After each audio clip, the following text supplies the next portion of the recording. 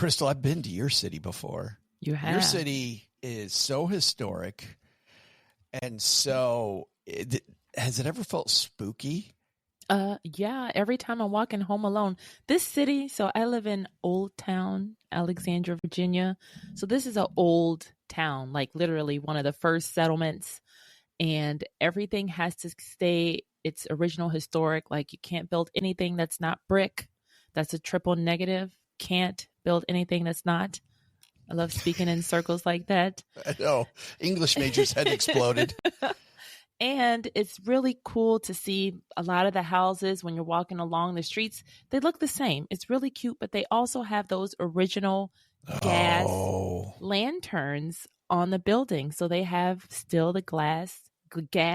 There's a flame, a flickering through the nights of Old Town. So it is. And there's a lot of kooky and creepy and scary tunnels around town, secret passageways around town, and they date back to the 1800s, and they're in their original form too. So it's super cool, super creepy, especially when you're walking home alone, middle of the night, but it's super safe and it's super cool. Yeah, hard pass for me. Downtown Texarkana is the same. It really has had a resurgence. We've lived here 14 years, minus 2. We moved back to Detroit for a couple of years. But I'll tell you, Crystal, there are still buildings that have not been rehabbed. And the old train station downtown is an example. Ooh. Amtrak as part of it, but the rest of it's abandoned and the windows are broken. And it just, you can feel the ghost. In fact, across from the train station is this wonderful old hotel. And by wonderful, I mean, it's still dilapidated. It is still, nobody's refurbished it, but you can feel the ghosts. You can feel the ghost. Even our theater was refurbished by Ross Perot and named after his parents and gifted back to the city. But even our theater has ghosts. They have a great ghost tour for our city. I'd be scared. You're in a theater in the dark. They can grab your legs. Well, you know what? The spotlights come on their own. And they have had some of those time delay cameras where you can see people, you can see the chairs, which, fold up when you're not sitting in them. And when it's got the spring loaded chair, you can see the chairs go down on their own in the middle of the night. Yeah. Not going in there.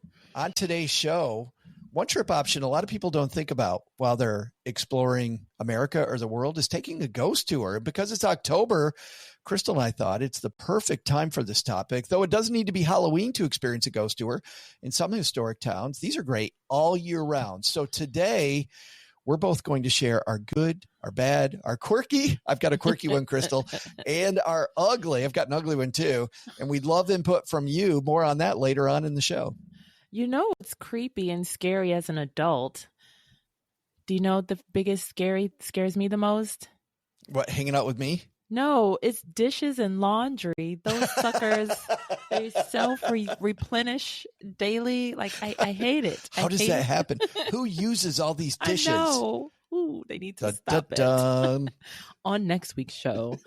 And at the end of this episode and every episode, you'll hear our Gear of the Day pick. So if you're looking for best-in-class gear that's worth the price, head to our Amazon page at stackingadventures.com/gear of the day. We love acronyms or /GOTD. You'll help the show and you'll help yourself adventure better and for less money.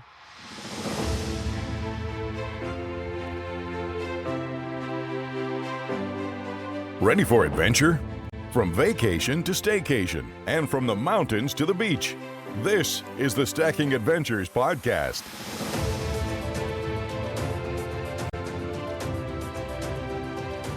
Welcome to the Stacking Adventures podcast, where we head around the world and today to the spookiest parts of the world with our adventure community to stack memories we'll all remember forever. She's Crystal Hammond. And I'm Joe. Haha, he's Joe. So say hi. Awesome.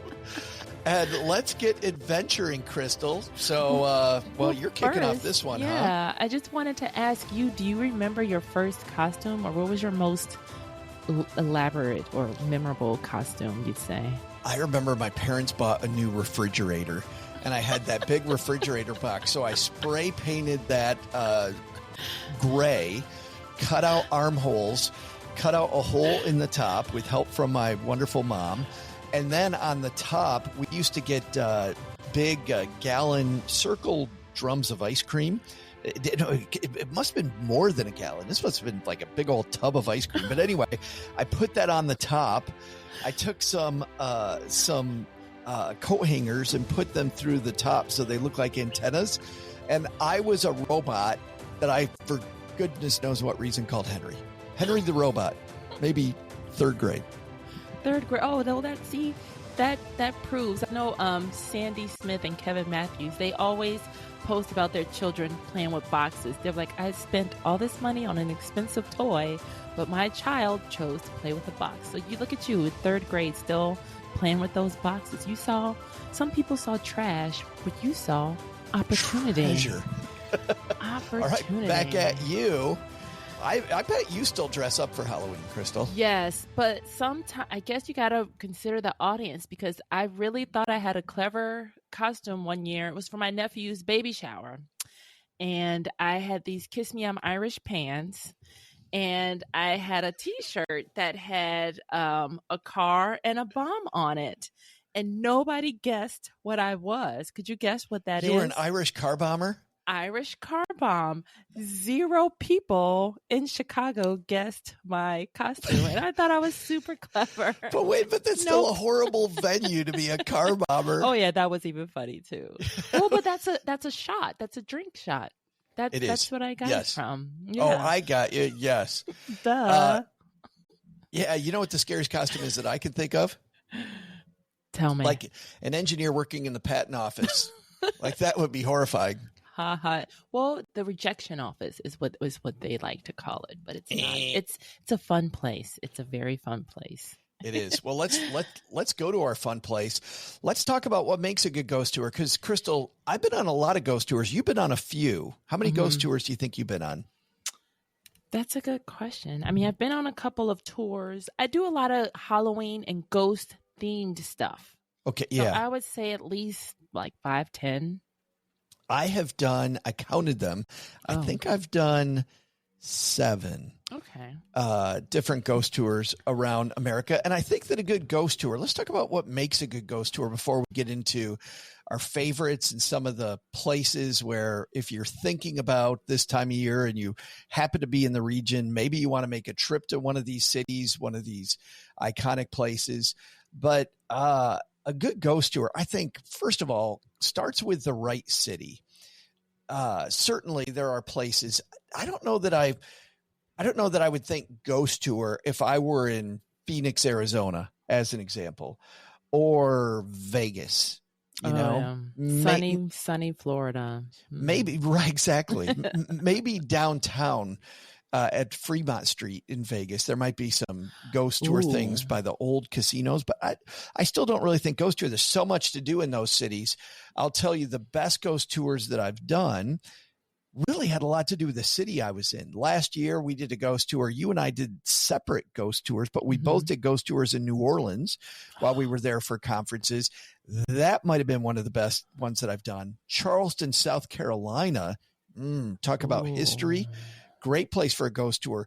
The first one I ever did was in Williamsburg, Virginia, Old Town Williamsburg. And, Revolutionary history, pretty cool time for our nation, obviously, but also the ghosts that come along with that tour were fantastic.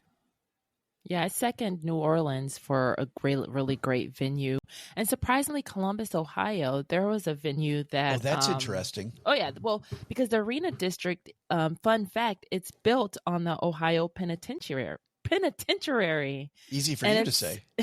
That rolls off the tongue. And that's been known to be haunted. So that's another cool, just historical grounds of where things have been built. And people who work in those areas say, oh yeah, I felt some strange things happen while at work. Well, the interesting thing about Columbus is, I know Columbus was a very small city, a railroad town for a long time. And then it truly has been, the 1970s and 80s that it really got rolling. I mean, Columbus, you look at the growth in Columbus, And what's cool about that, Crystal, downtown, and people that haven't been to Columbus, like you have and I've been, man, so many of these cool, bars that you go into, restaurants you go into, they are gutted old warehouses. Yep, that is a fact. The Arena District, the Short North, all those areas. And yeah, the Short North does sound like a railroady kind of area. But another area where you wouldn't think that would be a good venue, Hawaii. I've actually done something in Hawaii. A ghost tour in Hawaii. Well, not necessarily a tour, but it was a parade. They do a really big parade around Halloween. Totally didn't know that. And we just happened to be there for my friend's birthday because her birthday's Halloween. So, yeah, we totally didn't know. That was an unexpected surprise, a huge parade. Well, I do like this idea, though, of unexpected places because it can just bring a different light to the city. And I know that if you're exploring Charleston, as an example, or Columbus, Ohio, or heck, someplace in Hawaii, Honolulu, Maui, it brings a different light to the city. What I most like about ghost tours is they always include history of the city, but you're looking at it through different eyes. You're looking at through, instead of the best a city has to offer, sometimes the most gruesome and ugly stuff that maybe the city planners don't want you to know. And I opened up a website. We'll include this on the show notes, travelhag.com. And I love this list because number one at Travel Hag is you want an enthusiastic, knowledgeable guide who can speak publicly.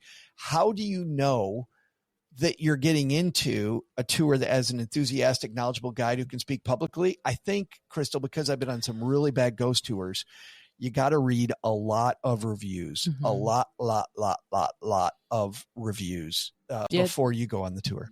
Yeah, the reviews will definitely save you a lot of time. Money, because we care about our hard-earned money and heartache, because there's nothing worse than someone who can't enunciate. Like, you need somebody who, when they're talking, you're going to pay attention to what they have to say. You can hear it. There's not background noise, and they don't speak up. They just, cower even lower. So yeah, that would suck. Good point. We went on a tour in St. Paul, Minnesota.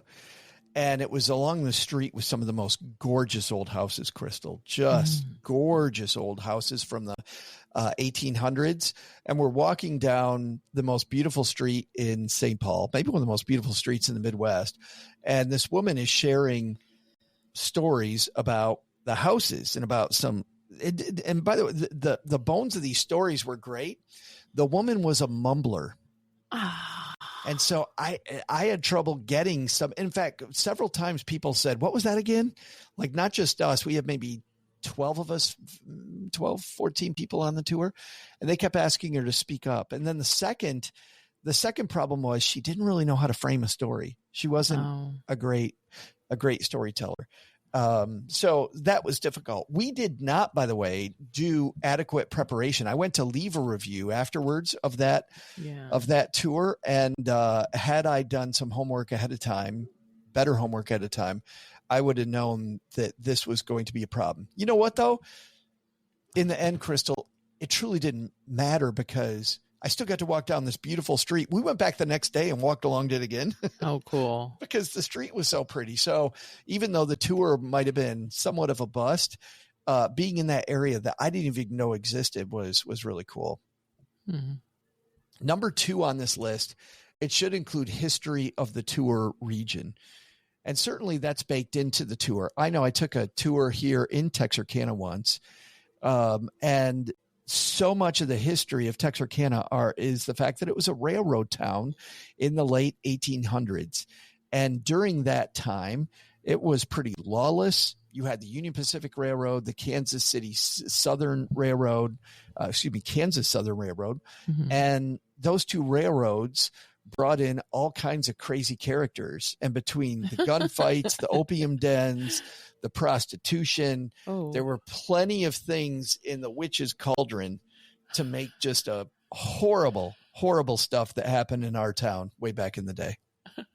There's another one too in Ohio. I haven't gone to this one, But there is a museum that's also, it's open to the public as a museum, but it used to be a safe house on the original Underground Railroad. So talk about history. Imagine even walking through it or breezing through it and not know, or the tour guide not offer that, very important piece of information. Yeah. How would you not that's not even questionable. That sounds criminal. You know? It is. It would be. Which brings up number 3. The guys should know the details of the haunted tale. The best ghost tours you'll go on, they can share lots and lots of details. Something else I like, and I'm not sure that it's on this list. I really like the fact that that some of these ghost tours, we went in Traverse City, Michigan, and in Traverse City they gave us all one of those little it's called an EMP, like an electrical device that will tell you if you think that there's ghost activity around. Oh goodness. Yes. What do the Ghostbusters use? What do they call it? The flux capacitor? Oh no, that's Back to the Future. This was just a little electric device that would start going crazy, supposedly. You were the Ghostbusters. If there were ghosts. And this woman set us loose in a park that had been a cemetery, and she said that there were still maybe bodies buried below us, and they had picked up activity in this park before. So here I am in Traverse City, Michigan, walking around this park, watching these dots, hoping like hell they don't go off. Maybe they were giving you, those were metal detectors and you didn't know. That would have been funny. That's what I do. Yeah, I don't like cemeteries. I did a bike tour once, and part was a cemetery, but they wouldn't let us through because there was a funeral. I was like, phew. I was like, I sure didn't check the map to know that we were going to ride through a cemetery. I don't like them. Not my tea. I also like number 4 on this list. The guys should recount the details of today's paranormal activity. The best ghost tours I've been on, the tour guide goes, now this is interesting, and this is from Traverse City too. The woman told us as we're carrying these devices in her hand, she's like, normally I'm going to tell you you're not going to get anything. So if you don't get anything, don't worry about it. She goes, but we had this tour 3 weeks ago, and we had one device that was really lighting up in one certain place, and it felt cold there. So we brought everybody over, and everybody could feel the cold while they were there. The New Orleans ghost tour that I took, I don't know how yours went, Crystal, but my guide told stories from a long time ago about Dracula, vampires. Yeah. But he also told stories about recent history. We stopped at a house that Nicolas Cage had purchased that he won't even go in anymore because he's so afraid of this house. It was the most currently haunted house in New Orleans, according to our guide. So taking today, which makes you think, you know what? There could be a ghost with us right now. Yeah, that was another cool thing, because we even saw some movie sets that were still intact from different movies too. They're like, oh, this was filmed here. So adding that pop culture in there too was really cool, because I don't remember the names of the movies, but we saw a couple scenes or sets from movies, and I was like, oh my God, that's so cool. That is awesome. Yeah. Just seeing where the stuff is made. You said before we hit record that was on a bayou tour you did? Yeah, bayou tour. Yep. That would be cool. And it was right up. A bayou tour would be spooky just because you're in the bayou. It was the high, because we were in the middle of, all wetlands on both sides of us, and then we roll up on a house. So you're just going through, and boom, there's a house. It's tempting to want to hop out and see if the stairs work, but nothing. You could tell if you stepped on that stuff, you'd crash into the water. But you're rolling up on crocodiles, alligators, and then they tell you, okay, that one you can tell how big it is by the length from the nose to the eyes, I believe, or how far away the eyes are. I don't remember what he said, but but there are a lot in the water too. Like we were in there. Happy place in their quiet space. They're like, oh my God, here comes another group. Let's see if anyone looks great enough for lunch. But the alligators we saw, but we did see a couple houses and they were still untouched though too. And that was another cool thing. Well, one of the things it says is not important for a good ghost tour that we should shine a light on is dark versus daylight. You can truly go on a great ghost tour in the middle of the day. You know what's funny is this person had been on ghost tours, and there's one that I forgot to list. They said the worst ghost tour they went on was in Gettysburg, and another one in Salem, Massachusetts. How can you go on a bad ghost tour in Salem? Seems like you go on a great one in Salem. You know what? In a place like Salem, though, your expectations might be so high. Yeah. That you don't go. Gettysburg, I went on a very good ghost tour in Gettysburg. I forgot about that one. And I also did one in Jefferson, Texas, which used to be this booming town. But then a guy named Shreve diverted the river. So there was a river, and riverboats used to go up into Jefferson, Texas. So it used to be this huge town. Now it's a very small, maybe 15,000 people live in Jefferson. Very small, old city. But once the river got diverted by Shreve, the city dried up because there was nothing to do there anymore. By the way, guess what city Shreve created when he diverted the river? Shreveport. Oh, I was going to say Texarkana. No, Shreveport, believe it or not. Makes sense. Yeah. All right, let's talk about some of our favorites. Was that Bayou Tour your favorite? No. Oh, no. What was my favorite? One of my favorites, that's a good question. Columbus, Ohio. So when I was still in college, down in the Arena District, there's a haunted house, and even to set the scene. So it's October in Ohio, so you can only imagine how we're freezing. We're freezing our tails off. And so we think, okay, we'll get in and out. No, we arrive. The line is around like we're zigzagging, like it's a roller coaster. You know how you have the maze to get up to the front. You never know when you're going to get to the front. So we're outside freezing. So we finally get up there, and it was so scary and so much fun. Like it's always me. So they have chainsaws, like there's ghosts, there's vampire, like there's everyone coming from you. And this is a haunted house, not technically a tour. This is more of a haunted house. And I get scared, and I do the bowling ball domino effect. So I get scared and I run. Oh, no. We all fall. There's like a long line of people who fall. So I wouldn't say that's the best, but I just wanted to say that was my most memorable. Most iconic moment. I'm the person that caused the bowling ball domino topple effect at one of those haunted houses. On an early date that Cheryl and I had, the JCs in Lansing, Michigan were putting on a haunted house, and it was a tent in the parking lot of one of the local strip malls. And so we go into this tent. Crystal, I'm so afraid of all of this stuff. So I grab Cheryl's hand. We go into the first room. I see this dude, and he starts walking toward us, and he's supposed to be Frankenstein or something. And I know it's just a guy in a costume, and I know he's not going to do anything to us. And I freak out, and I start moving as fast as I can through this thing. And they have like this gruesome scene set up, another gruesome scene set up. I'm sure there are people working there that I flew by them so quickly they didn't have time to scare me. I come around this corner. There's two guys with fake chainsaws, and they have their masks though pushed up. So they're just chatting with each other because nobody's coming anytime soon. And literally, I think one guy's probably telling the other one, he's like, so what are you doing for dinner later? Oh, I don't know. What do you want to do? I come around the corner.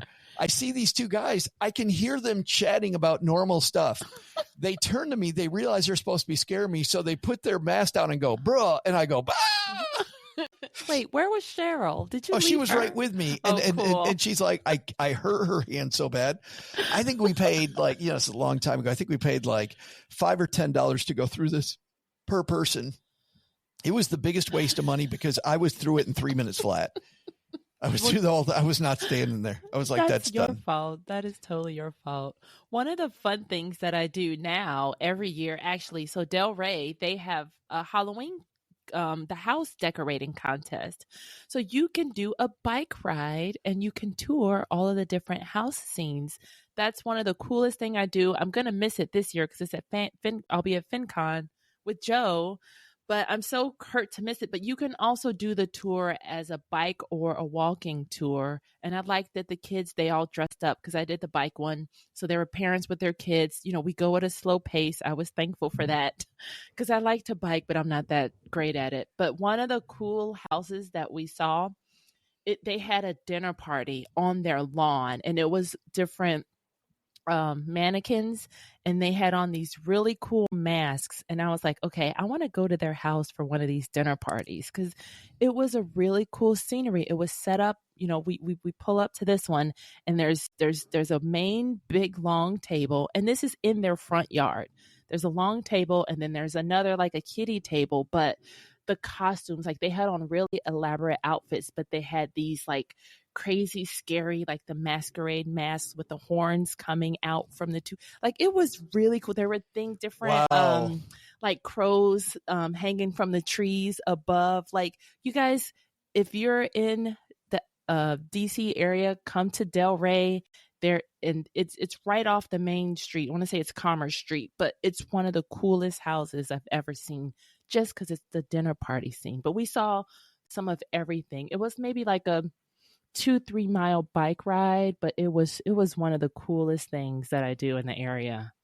That brings up a different type of tour, not a ghost tour, but I've done in small, medium town America. Some of these towns, to raise money, will do parade of homes, where you can go into some of the iconic historic houses in these towns as you're going through an area, especially some of these old beautiful towns in Ohio, as an example. You know, these little mid-American towns along the East Coast, probably in a lot of places. Look and see if they have a parade of homes during the time that you're there, where you can go into these houses and they've decorated them up, and you get to go into these old historic homes, almost like, you know, I don't know if you've ever done this, Crystal, where you just go into the open house. Real estate where they're just having an open house. You don't care to buy it. You just want to go in that house. Like, I just want to look through this person's house. That is, yeah, you mentioned that. That's cool. We do I volunteer for, I'm a twig. We're called the Twigs. And we do the historic homes tour. And this year, it's normally in November, but I was a docent. I didn't even know what that word meant, but I was a docent at this really cool house. And just to learn the history, because when you're on these home tours, also, you get to learn the history, because one of the homes, the room, it had a slant, like the ceiling, like here I'm showing you, like this was a slant in the bedroom.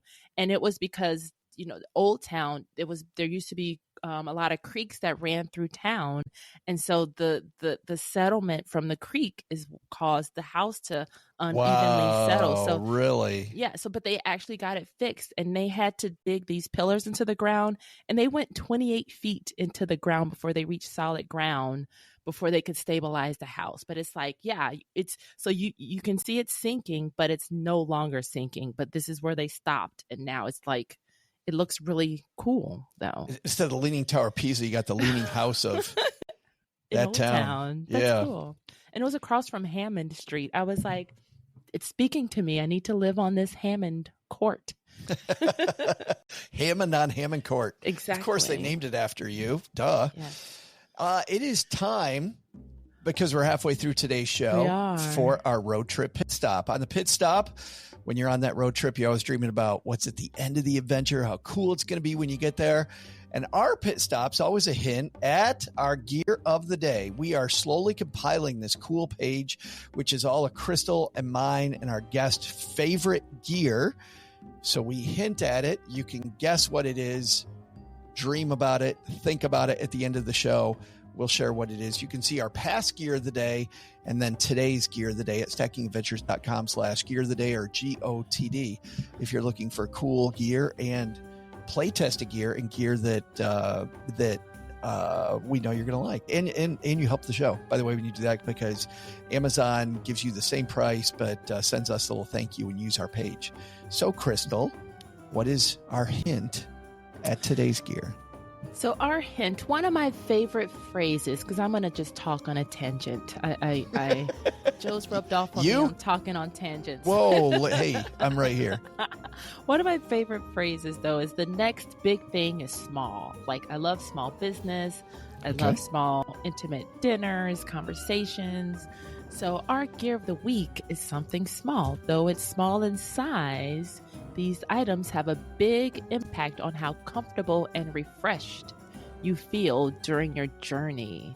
And they're hidden away in a pouch or a bag, and that always makes a difference.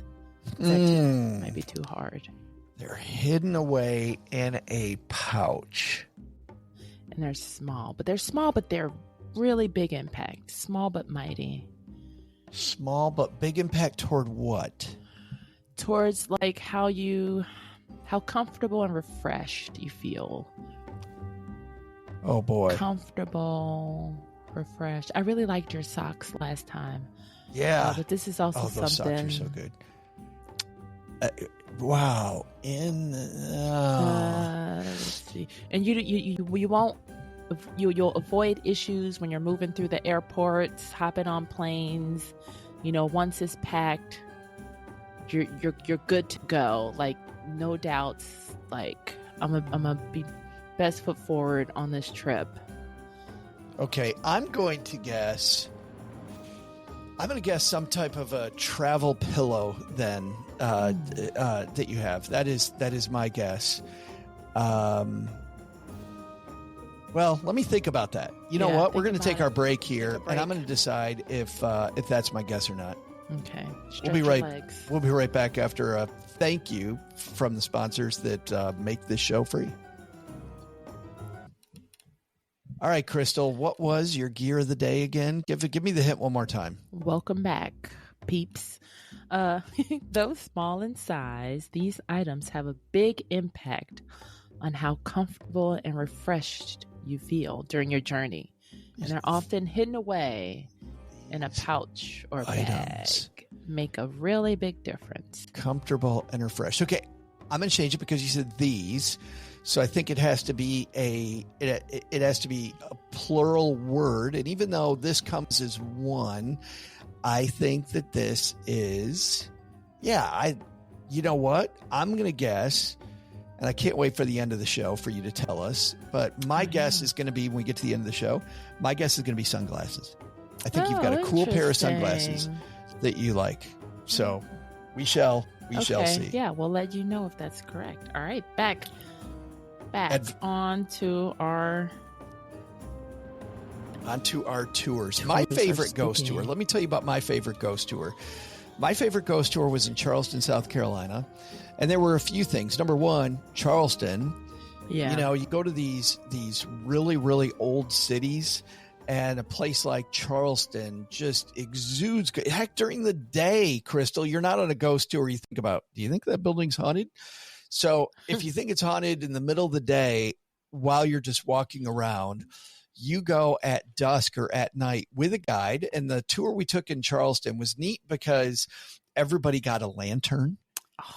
So you're walking around with your own little lantern, and the horror stories that this guy told. And what was neat was he was very much a historian. He did not, some tours you go on that the tour guides make stuff up, or you can tell they're embellishing it. This guy didn't have to do any of that. He's like, this is this building. Notice how there's bars on the bottom windows here. That's because they used to have the jail at the bottom. And one year, Charleston flooded. Oh. And when Charleston flooded, the people that were supposed to unlock the doors fled and forgot about the prisoners. So they all drowned down there. Oh no. And That's you could still see the bars on the windows. And I remember the story. Heck, it's been 15 years since I took this ghost tour. But he said there are times when late at night people will walk by, and you can either hear like it feels like the street is filling up with water. Like you can hear like ghostly water when there's no water, or you can hear people begging to be let out. Holy moly. Scary. That reminds me of the Pearl Harbor tour in Hawaii. it's very, it has a presence, and they even say that this is still leaking oil to this day. Right. They won't touch it because that's the tomb of the sailors that were on that ship. That's really scary. Horrifying. Did you enjoy that tour? Enjoy is a tough word, but did you? No, it was great. I learned a lot as usual, and that's a bucket list item. If you just there's your reason to go to Hawaii. Go see the Pearl Harbor tour, and hopefully I'll go do it, and then go around this time so that you can see that big Halloween parade, because it was cool. I love seeing everybody dressed up, because even when we were at FinCon in New Orleans, we saw everybody dressed up, and there was a parade going on. It was a parade, and what I liked, and this was my first time being at a parade since I was younger, is all the cool things they throw at you during parades. Like, if you can imagine when you were younger, they throw, you're just partying on the side, and then they throw candy at you, or they throw obviously beads in New Orleans, but they were throwing like these things that light up. A lot of things have LEDs on it. They were throwing moon pies. They had different troops that were dressed up. It was funny because there was a group of old guys. They had like dad bods, but they had a whole choreographed dance that was so cool. Then they had people a group came with roller skates. They were all dressed up, and they had a coordinated dance. Like, I forgot how much fun parades were, and all the cool stuff that they threw. They threw cups. Just make sure you can catch, or if you can't catch, like me in flag football, let it drop to the side, and then you pick it up from the ground, or use your shirt as a tent or your jacket as a tent to catch it, because you can put someone's eye out with some of the things that they throw. But it was a lot of fun, cool stuff that they threw. Well, and this is the thing. I don't think you knew. I certainly didn't know that parade was going on. Me neither. And looking up some of these things, what are some of the events going on when you go to a city? We talked about my trip to Peru and Chile, and we had very little idea about the Independence celebration they were having in Santiago when we were there. We had no idea that it was Independence, and everything was closed except the fondas, which were these big celebrations that were like fairs. And we went to one, and it was really a neat thing that had I gone at any other time. Edinburgh, when we talked about Edinburgh, the festival, right? If you happen to be there in August, going to the just amazing. So I love that. I want to talk about one of my quirkiest experiences before we go. So I'm just going to list very quickly because I've done a lot of straight up ghost tours. St. Paul, I said the ghost tour, not that great, but man, that main street in St. Paul where they have it, fantastic. I would say that was a 6 on a scale of 1 to 10. First one I ever did was in Williamsburg, Virginia. That was in Old Town Williamsburg. Oh, that is a wonderful Busch Gardens. Yeah. By the way, that's a whole different topic, people. But that Busch Gardens, on Stacking Benjamins, we have a guy, Robert Niles, on who's the theme park insider. He says that's one of the best regional theme parks in the country. Totally agree. But Williamsburg, just an amazing tour because there's so much history. They don't have to make stuff up. Texarkana had a ghost tour that I went on. This kid could not tell stories. That was the worst tour I went on. Kid could not tell stories. And in fact, one family decided to bring their kids, and they had little kids, and he was going to tell a story about a woman who unfortunately had been raped and murdered. Oh, darn. And the guide, Crystal, goes, well, I really don't want to scare anybody because I see we have kids on the tour. No. These idiots decide to bring their kids. I'm on a ghost tour. Right. Tell me the gruesome. Yeah. Yes.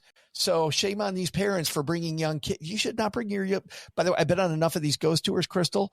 Don't bring your young kids on a ghost tour. Rated R. Yeah. What do you think? I understand sitters are hard. You're on vacation. Your kids are with you. Wait until they get to be, man, even at 12, I think sometimes some of these tours like raped and murdered. How do you explain that to a 12-year-old? Don't do it. New Orleans was fantastic, but the weirdest one I went on, and I will highly recommend this tour. It is a ghost tour on a bus in Asheville, North Carolina. And Cheryl and I love ghost tours. The friends that we're traveling with had never gone on a ghost tour. So we said, oh, these are great. This one happens to be on a bus. We had no idea.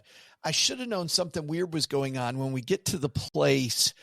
And they said, okay, if you want, buy a bunch of beers and bring them with you, or alcohol and bring it with you on the bus. Great. I've never been on a ghost tour where they encourage alcohol. I should have known then how weird this was going to be. So there was a microbrewery next door that they sent people to. And so I get some microbrews. We jump on the bus. The second the bus starts going, it is a show. And this guy in a Southern accent is pretending he is a mad Russian scientist. Okay.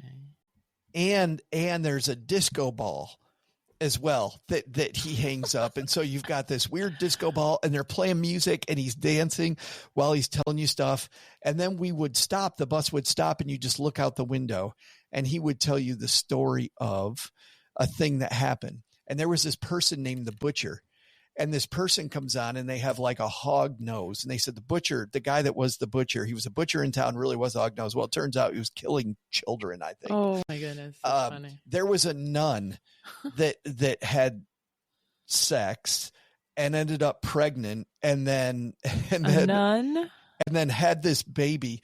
There's a person outside dressed up as a nun, and is the mad professor's telling the story about the baby, says, and then the nun knew that they couldn't be seen with the baby.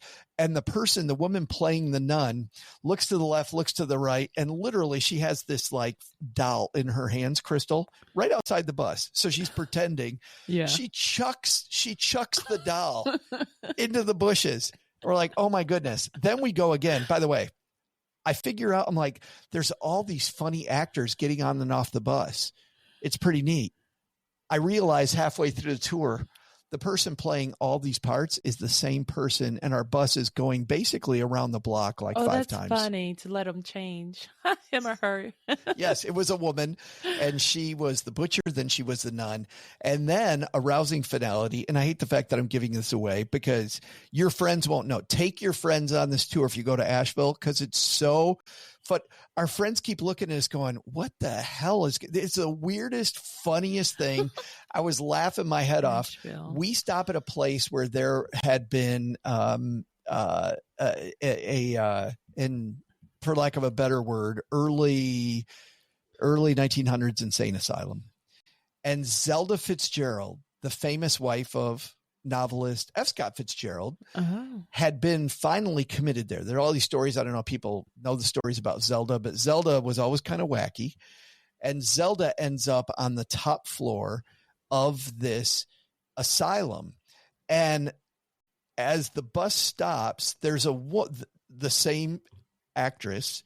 She's now dressed in a cheerleader outfit, and she has pom-poms. And she said that Zelda would like to dress up, and so they have her dressed up as a cheerleader in this case. And the asylum one day caught on fire. And because she was way at the top of the thing, she died in the fire. And then the Russian mad scientist says, and now, ladies and gentlemen, we'd like to present our interpretive dance of Zelda Fitzgerald dying in the fire. Crystal. Oh. They put on some music, and this woman with her pom-poms is pom-pomming to the left, pom-pomming to the right, like there's like the pom-poms are flames, and she's trying to dodge away from them. And finally, like she's doing the limbo, she slowly goes down.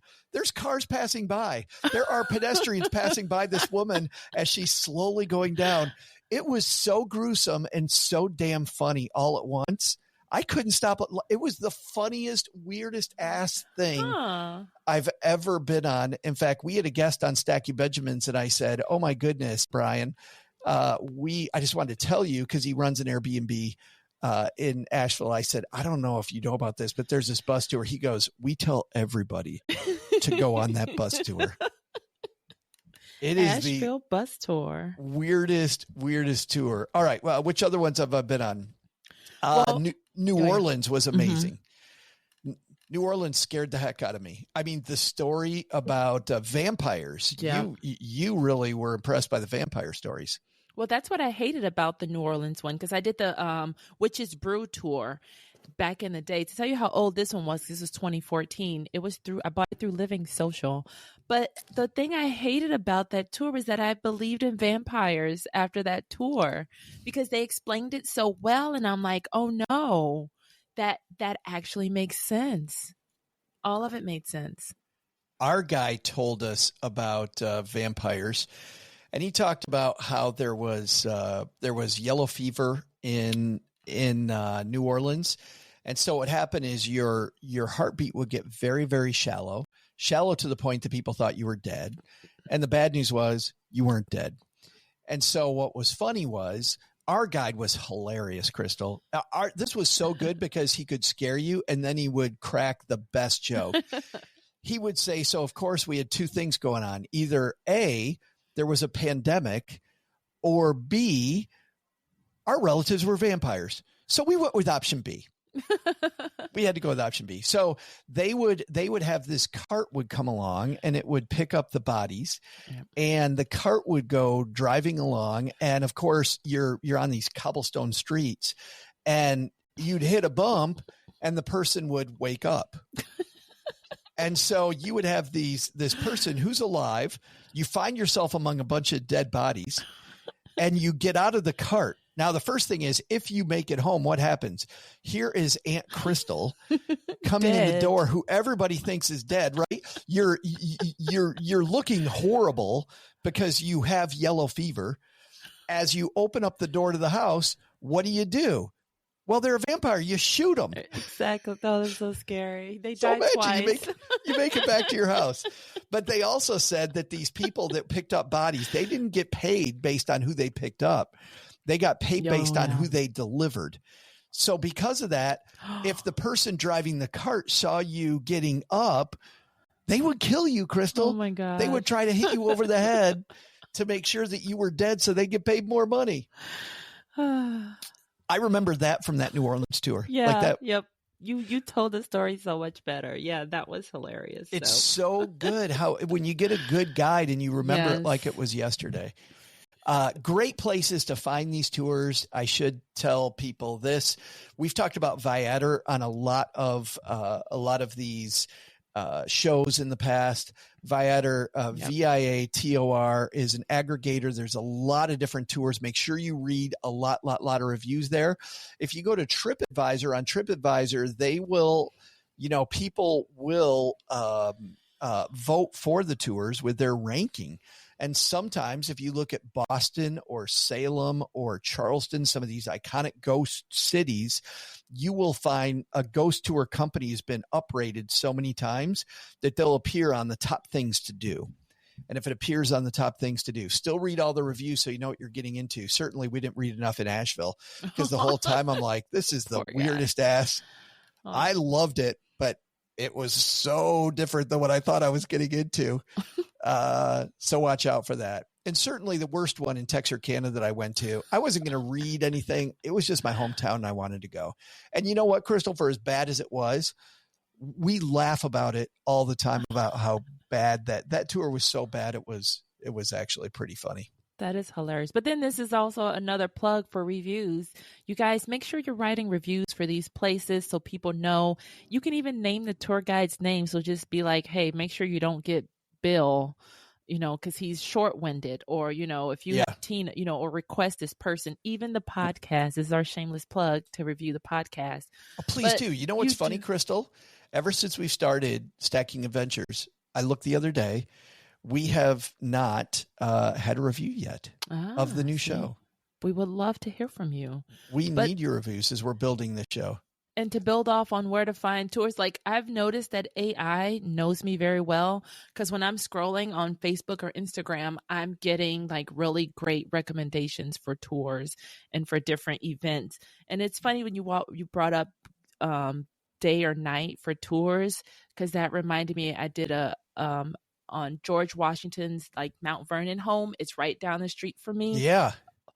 crazy fun night tour, and it was Halloween time, and that reminded me like the lanterns, because it's dark out there and there's different stations, and you can see like original housing quarters of like where the servants worked. You can see where they made food, like you can see everything, and that was a really cool tour. And they had little crafts along the way, and there were different storytellers at each station of that tour. So definitely it's right down the GW Parkway, and you can visit the historic, George Washington's house, and the whole it's a huge campus down there of really I cool did George stuff. Washington's house. I did it in the middle of the day, and I remember it was a really good tour, but I also remember I couldn't pay attention because we took our niece with us, and she kept saying that her feet hurt and she didn't want to be there the entire time.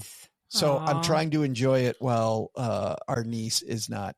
We are live on YouTube, and Elwinda's hanging out with us and says, that's excitingly creepy. I think talking about the New Orleans stuff is quite spooky. Yeah, very, very, very spooky, that tour. I'd highly recommend the New Orleans ghost tours.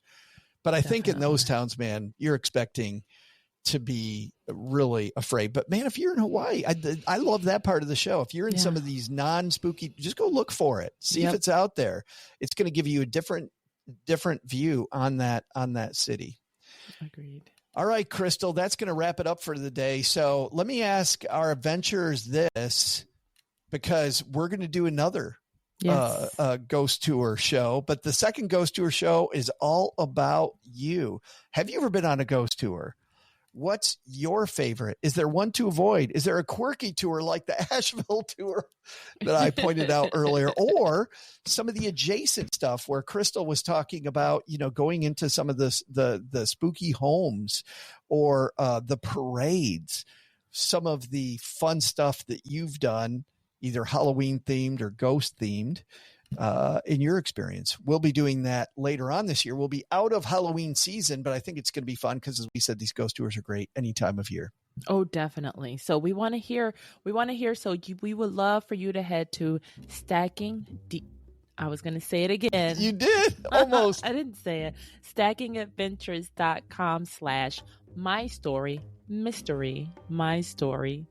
And we want to hear from you. So the deadline technically is November 5th, but these stories are good for any time. So we would love, love, love to hear your stories.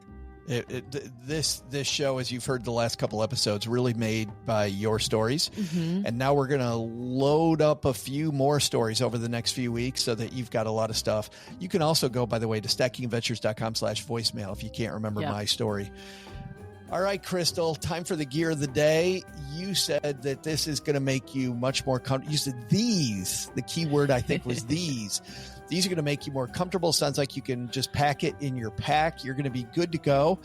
Man, I am not usually I'm not a sunglasses guy, but I do know that when I remember to pack the sunglasses, and so many people swear by a really good pair of sunglasses, I think your gear of the day is sunglasses. Wrong, but that's a very good guess. I almost never remember my sunglasses. It's funny, you overthought it. It's toiletries, like it's your full size. So make sure you it's the actual your actual brand products in the travel size. I have, or even reuse old Trader Joe's containers. This, something from Trader Joe's, this came in, but I put my face wash in this now, and I label everything. So you get you either a good set of travel containers, and it's all the stuff that you already use, so you don't have to worry about being allergic to the hotel shampoo or conditioner, or having a reaction to the toothbrush or toothpaste or mouthwash. You have your stuff that you love, that you're not allergic to, that won't give you a rash or a breakout right when you're going to a conference and you're giving a speech and I used the wrong stuff and now I have allergy flare up or something. So it was your travel size of your favorite stuff. That's fabulous.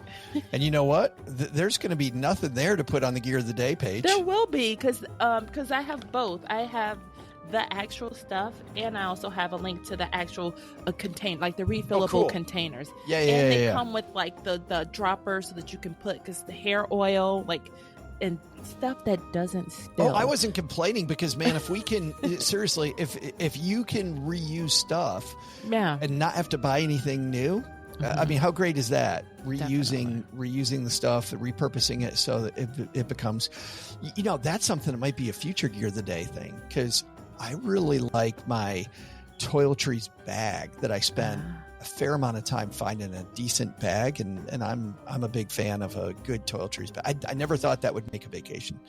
And yet it does. Everything. And I even used to do a sewing, well, you can't see it, but sewing class, we made these cute toiletry bags.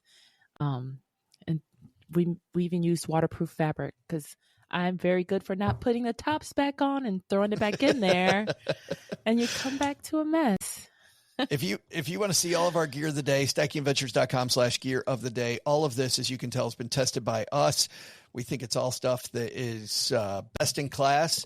So stackingadventures.com/gear of the day. And if you end up buying your Gear of the Day from our link, it's not going to cost you any more using our link. And when it's on sale on Amazon, it's on sale at our link.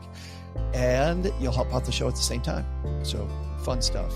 Coming up next week, speaking of New Orleans. Yeah. We are going back to New Orleans with, we don't have guests on the show a lot, but we've got two wonderful guests who are going to take us on a very specific theme around New Orleans. We're going to go drinking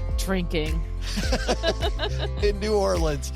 They've got fantastic New Orleans drink recipes. So for your Halloween party or your spooky theme party, no matter what time of year it is, you're going to want to hear from our guests coming up next week. Hang out with us live on, by the time you hear this, it would have been yesterday. So we're not going to say that. But it is, for those of you hanging out live on YouTube with us, we'll be recording Monday morning. That is Monday. What time are we doing this? At 10 a.m. Monday at 10 a.m. Eastern time. That is 7 a.m. So you can do it before work if you're Pacific time. So we will be with our new friends, Christy and Sharon, who are going to share a New Orleans drinking adventure and tour. Thanks to everybody for hanging out with us on X and appreciate it on YouTube. Please leave us a review of the show. And I think that's it. She's Crystal. And I'm Joe. He's Joe. We'll see you next time. Keep on adventuring, everybody. Yes, thank you.